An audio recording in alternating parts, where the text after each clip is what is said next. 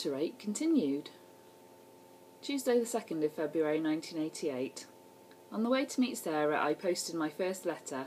I had kept it friendly and chatty, when really what I wanted to write was how much I loved him and how much I missed him.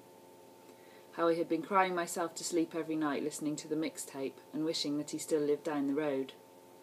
Catching up with Sarah, we arranged to walk into town together after school, as I had to return Top Gun to the video shop. On the way, I turned to her. "I've had an idea," I said. "Go on then, I'm guessing it's about James." "Yes, I'm going to tell him how I feel when I send him a Valentine's card and present. After all, what's the worst thing that can happen? He is miles away anyway, so if he never wants to see or speak to me again, it won't matter," I said. "That's brave of you," Sarah said. "Are you sure?" "Not really, but when we were together on Saturday, and I also saw him again briefly on Sunday, it was as though I could feel something between us. Something unspoken, but at the same time real." Nearing the video shop, I turned Sarah towards me and passed her my lipstick. "You might need this," I said. "Why?" "Chris works here. You want to make a good impression." "Why didn't you tell me earlier, like last night, and I would have done my hair better? Trying to look good in this uniform is impossible," she sighed. We walked in and saw him talking to a guy at the back of the shop, so we headed to the counter with the video. He turned and saw us, waved, but remained in conversation, so we left. "I knew it. He doesn't like me," Sarah moaned. She slumped against the wall. "Don't give up," I said. "James did tell me he was shy." Friday the 5th of February 1988. Why was the post taking so long? After school I met Sarah and we walked to the pool. It would be my first visit there since the last time I had seen James. Walking onto the poolside, I tried to stop from looking directly at the lifeguard chair at the deep end. It was filled with someone new. We walked up the side and I looked across at the diving board. So many memories tumbled over it, disappearing into thin air. The noise of everyone else's happiness echoes around the place, but I couldn't share in it.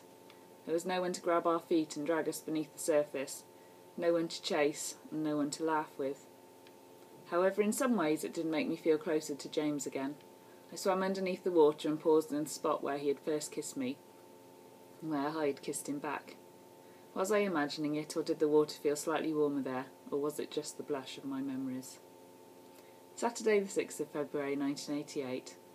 The postman has brought me an envelope and my first letter from James. It's lunchtime and I've already read it 1,000 times, and I have just written my reply. "Dear Steph, how nice to get such a long letter from you so soon. Sorry about my handwriting. I hope you can manage to read it okay. The move went well and I've managed to get a job straight away at the local swimming pool as a lifeguard. I've made a couple of friends at the pool, but I'm missing all of you so much. The pool is much larger than the one in Ross-on-Wye and has a separate diving pool, which is fantastic, although you might be a bit scared at the top of the high board. I'm glad you're enjoying the mixtape. I've been listening to my copy, even though the Wham song makes me cringe slightly, it also reminds me of you. I'm hoping to sort out enough money to buy a car soon, and then I'll be able to head back and see you all again and catch up with Chris too. He phoned me the other day and said you had been in the video shop to hire Top Gun. Did you enjoy it? I would love to fly a plane like that, but America is a long way to go. Anyway, I hope you are studying hard for your exams as they are so important for the future. I've just sent my CV to the Fire and Rescue Service, as I'm sure you remember me telling you that I always wanted to be a fireman, so I'm going to try and get in up here. So I'll keep you up to date with any progress in that direction. Well, I've got to go now, but just wanted you to know that your elephant has pride of place on my bookshelf above the bed. I will send you a picture soon. Fondest regards, James. In the afternoon, I walked down to Sarah's house as I was staying over. What shall we do this evening? I asked. Let's get a video or two in, as my parents are going out, so we can slob out on the sofa in the lounge. So have you got a letter then? Sarah asked. Yes, I said, showing it to her, as it didn't really say anything that I couldn't share with my best friend. I've already replied and posted it on my way here.